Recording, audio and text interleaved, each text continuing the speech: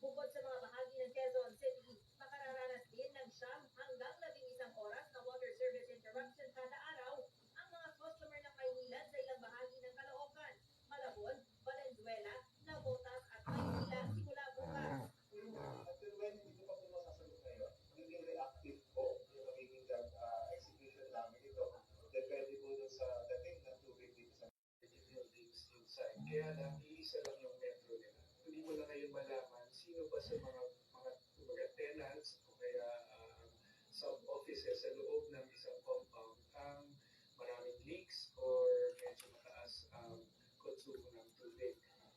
Hindi na tinukoy ng DNR kung anong opisina ang may pinakamalaking gastos sa tubig. Pero sabi ni Yusef David, kalahati sa kanilang bill ay nauli lang sa wastage o hindi na nagamit.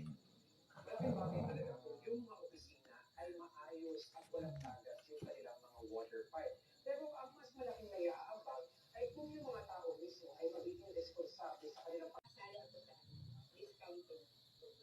Si Aling Vicky, hindi na 40s pero walang masyadong appliances kaya nasa 42 kilowatt hours lang ang konsumo kaya pasok bilang marginalized sector. Malaking bawas na rin yun sa amin.